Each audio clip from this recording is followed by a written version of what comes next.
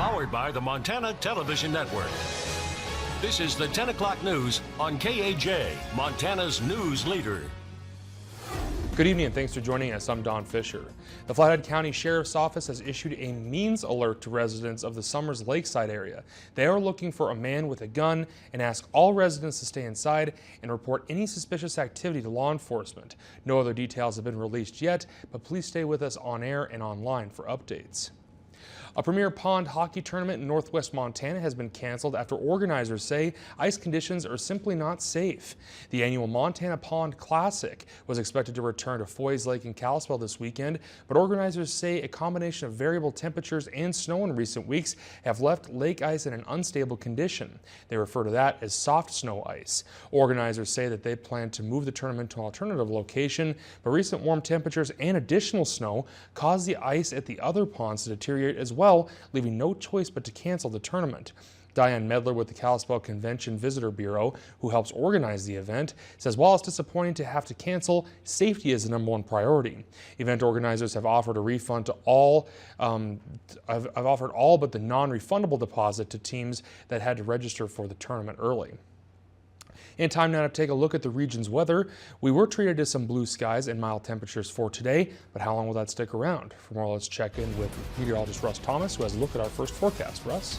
Thanks, Don. Yeah, I don't know that we're going to see as perfect blue skies we saw in many areas today. However, I do think we'll get some sunshine in the next 2 days. The thing is, a few clouds in there, and we could even see a slight chance tomorrow evening and night of a raindrop or maybe a snowflake. Satellite radar right now, things are pretty quiet around the state. And as you look at our temperatures, we are sitting at 34 in Missoula, 27, a little colder in Kalispell, 17 in Sealy. East of the Divide, temperatures very cold. Is any of that going to make it into western Montana? I'll let you know coming up in just a few minutes. All right, thank you, Russ. Folks throughout northwestern Montana have been enjoying one of the deepest snowpacks in North America. And Monday was another great day at the Whitefish Mountain Resort as the sun finally broke through the clouds. And although the skiing has been great, MTN's Jack Ginsburg shows us why safety is the #1 focus on the mountain for all riders. January is designated as the National Ski Areas Association Safety Month. All resorts across America take the month to remind skiers and snowboarders of the 7 points of the ski code they agree to every time they hit the slopes. The 7 points range from staying in control to observing all the warning signs and boundaries Ski Patrol sets up. Although these are very important, Whitefish Mountain Resort Ski Patrol Training Director Brian Heiner says that proper safety starts before you even get on the snow. It starts in the parking lot with the proper gear, helmets, having your skis or snowboard, having your DINs tested once a year, making sure everything is tight, safe, and you didn't just drag it out of the garage and came out skiing for the first time in a long time. Heiner also touched on the importance of the right-of-way. No matter where you are on the mountain, you must yield to riders coming down the slopes from above you. Merging points where you are coming into something that may or may not be blind, or if you're the skier or snowboarder coming out of the trees, you need to be aware that you're coming onto somewhere and you need to check it out and look uphill to make sure you're not intruding on the groomer. Heiner says although a lot of the injuries occur among beginning skiers, it's those advanced skiers that are skiing black diamonds or double black diamonds that need to be the safest on the mountain and set the example for others. If my friend's going too fast, I need to tell them to slow it down in the slow areas. I need to tell them, hey, I don't like the way we're skiing this. Let's approach this in a different way. So I think the experts have a kind of a responsibility to be an expert everywhere, not just when you're skiing and snowboarding.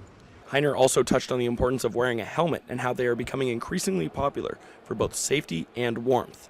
But at the end of the day, Heiner says he just wants everyone to have fun and be safe on the mountain that he adores. I love my job, I love this place, and I want to see people out here shaking hands and high-fiving and not meeting you laying face down in the trees or something. So keep it safe, keep it slow.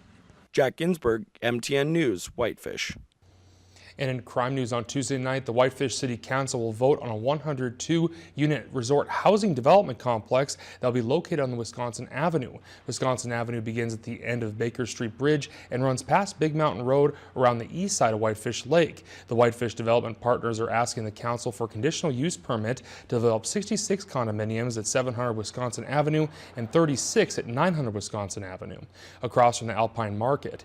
The council was set to vote on the matter last month, but postponed postponed the vote to allow more time for detailed information from the developer after concerns about heightened traffic arose. The work session regular meeting, which begins at 7 o'clock, will be held in Whitefish City Hall tomorrow.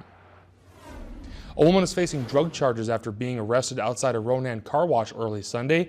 Ronan police say that just after midnight on Sunday, 2 officers saw a silver Impala parked in the lot of Suds and Duds and made contact with the occupants of the car. The officers found that 21-year-old Amber Michelle Perozzo was in possession of several small baggies of methamphetamine and other items related to drug activity.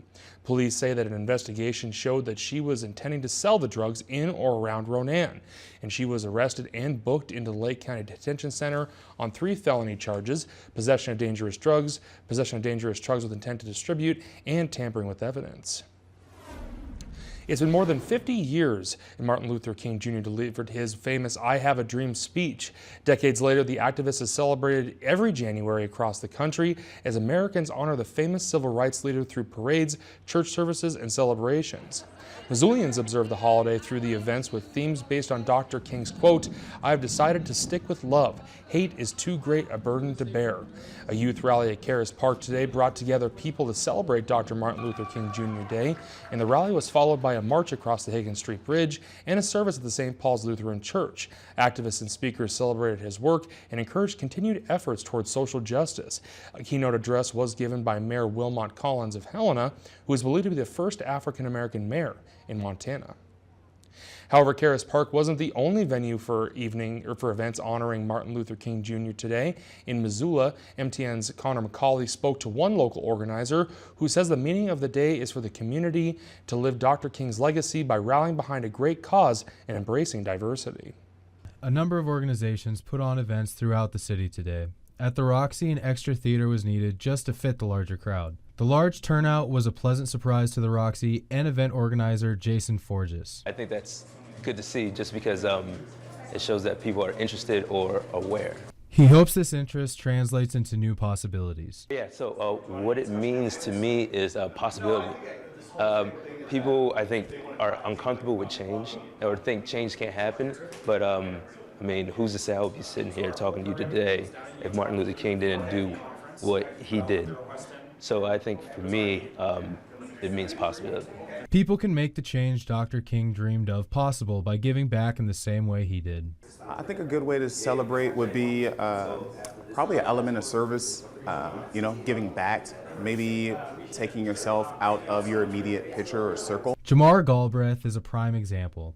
He helped organize today's march across the Higgins Street Bridge and the celebration afterwards in St. Paul Lutheran's Church. This is, sort of like the project of Dr. King's legacy, being able to have a community rally behind a great cause and reach across multiple lines and really embrace diversity in its truest sense. Connor McCauley, MTN News, Missoula.